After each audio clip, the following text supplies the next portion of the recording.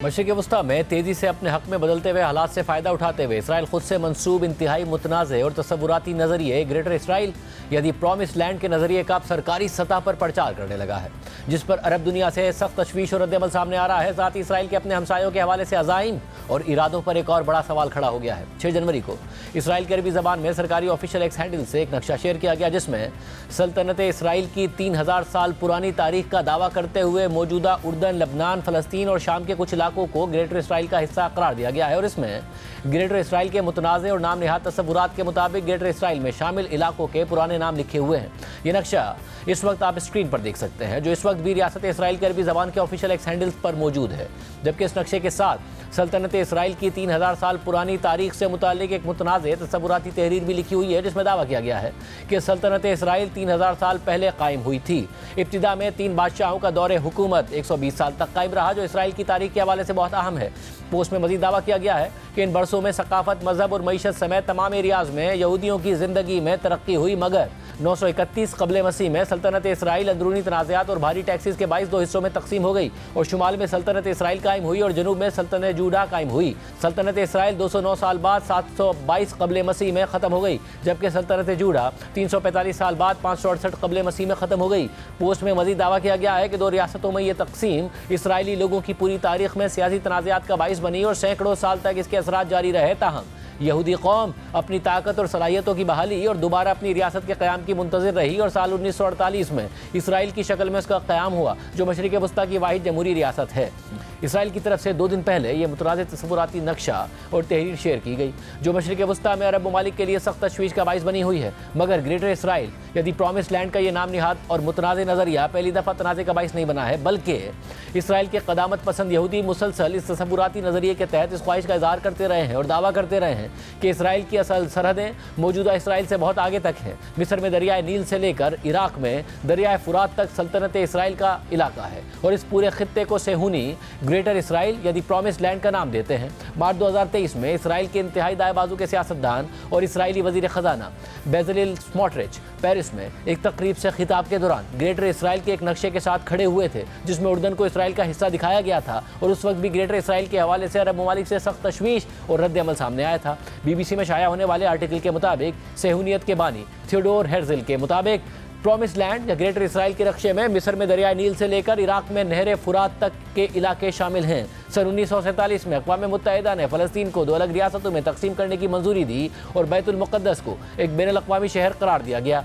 तो इसके बाद इसराइली सियासतदान और साबिक वज़ीर आज़म मेनेहेम बिगिन ने कहा था कि फ़लस्तीन की तकसीम गैर कानूनी है, यरूशलेम हमारा दारुल हुकूमत था और हमेशा रहेगा और ग्रेटर इसराइल की सरहदों को हमेशा के लिए बहाल किया जाएगा। आर्टिकल के मुताबिक इस हवाले से मशरिक़ वस्ता की सूरत हाल पर गहरी नज़र रखने वाले पॉलिसी तज्ज़ियाकार तकानुसीरात कहती हैं कि ग्रेटर इसराइल का तस्वुर इसराइली मुआशरे में रचा बसा है और हुकूमत से लेकर फौज तक इसराइली मुआशरे के बहुत से अनासिर इसके अलंबरदार हैं। इसराइलियों का मानना है कि इसराइल बाइबल में दर्ज हवालों और तारीख़ी एतबार से इन ज़मीनों का हकदार है, जो न सिर्फ दरिया से समंदर तक बल्कि दरिया से दरिया तक फैली हुई हैं, यानी दरियाए फुरात से दरियाए नील तक और इसके दरमियान तमाम इलाकों तक फैला हुआ है। अगरचे ग्रेटर इसराइल के तस्वुर के पीछे असल ख्याल यही हो सकता है, मगर आज के इसराइल में एक ज़्यादा हकीकत पसंदाना सोच ये है कि इसमें इसराइल की सरहदों से बाहर के वो इलाके भी शामिल हैं जिन पर उसने तवील अरसे से कब्जा कर रखा है, यानी मगरबी किनारे के इलाके, गजा और गोलान की पहाड़ियां। आर्टिकल के मुताबिक जनवरी 2024 में इसराइली मुसन्निफ और सियासतदान आवी लिप्किन का इंटरव्यू वायरल हुआ था, जिसमें उन्होंने कहा था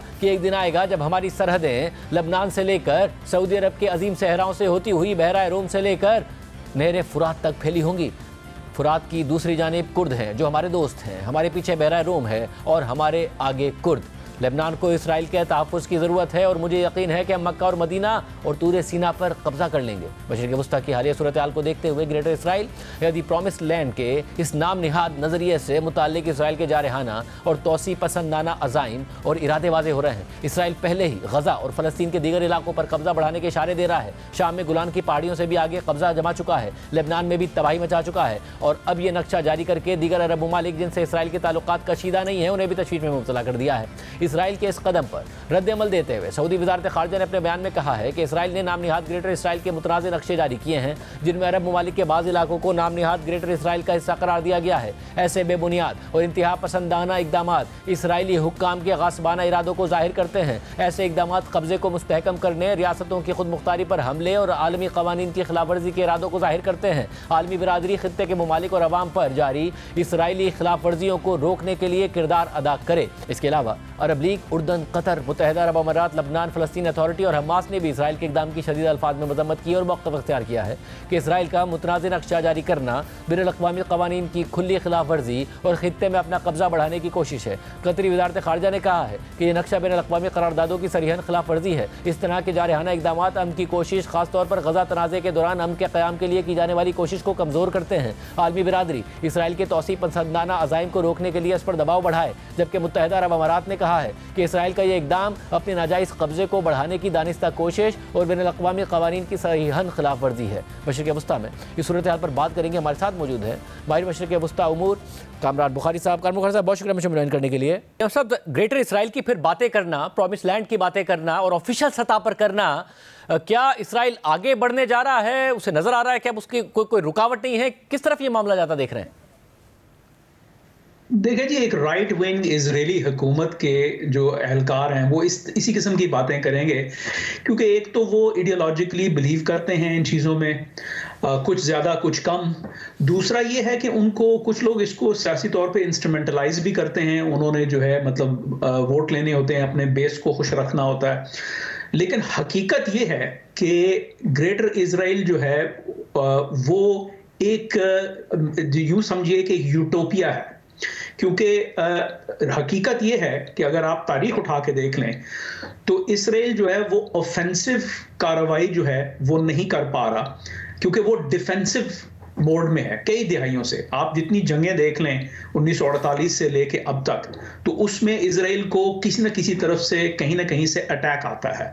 तो उसकी वजह से फिर वो होता है कि जी the offence is the best defence. तो यही चीज़ इस वक्त हम देख रहे हैं कि जनूबी लबनान में कुछ इलाके के ऊपर कब्जा किया हुआ है, यानी वहाँ जो है आप एक तरह से फौजें बैठाई हुई हैं। वो एक पीस अपना सीज फायर एग्रीमेंट है जो जिसकी मियाद 60 दिन है। अब उसका पता नहीं कि बनेगा क्या, क्योंकि अभी भी हालात जो है वो बहुत ही फ्लूइड हैं। इसी तरीके से दोबारा से गजा के ऊपर जो है एक तरह ऑक्यूपेशन हो चुकी है। फिर सीरिया में जो हुकूमत तब्दील हुई है उसकी वजह से इन्होंने कुछ मजीद पेशरफ्त की है, एक बफर जोन बनाया है। पहले से उनके पास गोलान हाइट्स भी है। तो देखने वाले को मालूम होता है कि इसराइल जो है वो कोई एक्सपैंड कर रहा है, लेकिन स्ट्रेटेजिकली, मिलिटरीली और जियोपॉलिटिकली अगर आप इसको देखें तो ये जो है एक डिफेंसिव पॉस्चर है।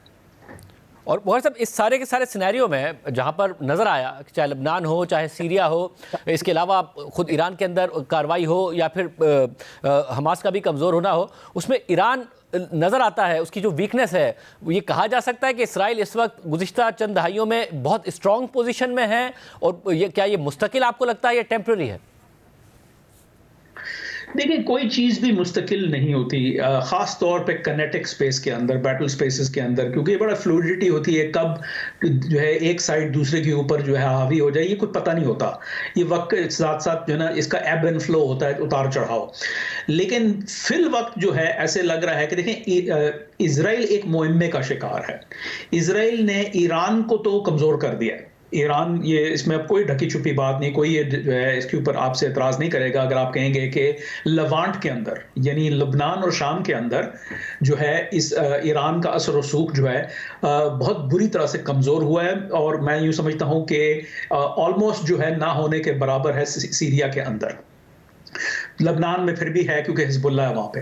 तो ये तो चले एक फतह हासिल कर ली इसराइल ने, लेकिन इसका जो अनइंटेंडेड कॉन्सिक्वेंस है असद हुकूमत का गिरना, उससे ये हुआ है कि अब तुर्की और उसके जो प्रॉक्सीज हैं, जो सुन्नी इस्लामिस्ट ग्रुप्स हैं, सलफी जिहादी ग्रुप्स हैं, वो जो है अब एम्पावर हो चुके हैं। ये जो हयात तहरीर शाम है जिसने दमिश्क में जो है वो को सीज कर लिया जब असद हुकूमत जो है ना का कोलैप्स हुआ, तो वो जो है एक इस्लामिस्ट ग्रुप है, वो कोई प्रो इजराइल नहीं है। हाँ, वो फूंक फूंक के कदम रख रहे हैं, अपने आप को मॉडरेट जो है ना बना के पेश कर रहे हैं, लेकिन इसराइल को ये देखना है कि हाँ भाई एक अपना हरीफ से तो जो है छुटकारा हासिल हो गया, लेकिन एक नया आ गया है। तो अब इस सूरत हाल में क्या किया जा सकता है, और इसी वजह से मैं समझता हूं कि वो जो बफर जोन जो गोलान हाइट्स के शुमाल में है और माउंट हरमान तक जाता है लबनान सीरिया के बॉर्डर के ऊपर, वो इसी जो है खदशे के पेश नज़र उन्होंने ये बफर जोन क्रिएट किया है। मतलब और ट्रंप का आना, ट्रंप तो उल्टा बाइडेन इंतजामिया पर शदीद तनकीद करते हैं कि जी वो उन्होंने इस तरीके से हमास के खिलाफ पोजीशन नहीं लिया, इसराइल का साथ दिया। वो खुद अब धमकी भी दे रहे हैं कि होस्टेजेस अगर नहीं रिलीज किए तो मैं कार्रवाई करूंगा। डायनामिक्स को कहां लेकर जाएगा, किस हद तक बदलेगा? देखें, सदर डोनाल्ड ट्रंप के बारे में अब तक तो सबको मालूम हो जाना चाहिए कि उनका स्टाइल, उनकी गुफ्तगू, उनके जो लफ्ज़ों का चुनाव है वो बड़ा जारहाना होता है। तो आई थिंक उसको फिल्टर करके जो है ना समझने की जरूरत है। अब देखें ना, ग्रीनलैंड के ऊपर भी बात हो रही है, पैनामा पे भी, कनाडा पे भी, मेक्सिको वगैरह वगैरह बहुत सारी बातें हो रही हैं। तो इन सब चीज़ों को फिल्टर करने की जरूरत है। जहां तक गजा का ताल्लुक है, जो उन्होंने हमास के बारे में जो बयान दिया है कि जी आप यरगमाली जो हॉस्टेजेस आपने रखे हुए उनको छोड़ें, वो बेसिकली ये है कि सदर डोनाल्ड ट्रंप जो है कह रहे हैं कि मेरे दफ्तर में आने से पहले मैं चाहता हूं कि ये मसला दफा हो जाए। अब आया होगा या नहीं होगा ये देखने वाली बात है। तो वो दबाव डाल रहे हैं, वो बेसिकली सब पे दबाव डाल रहे हैं। वो हमास पे भी डाल रहे हैं, इसराइल पे भी डाल रहे हैं, कतर पे भी डाल रहे हैं, इजिप्ट पे, जितने स्टेक होल्डर्स हैं उनको कह रहे हैं कि भाई यहाँ पे तो तूफान बर्पा हो जाएगा, तो अगर तूफान से बचना चाहते हो तो ये फिल फॉर जो है हॉस्टेजेस को रिलीज का जो है मामला करो ताकि आगे बढ़े। वो नहीं चाहते कि उनको ये जो जंग बाइडेन इंतजामिया के दौर में छिड़ी थी वो उनके गले पड़ जाए और वो उनको जो है ना विरसे में मिले।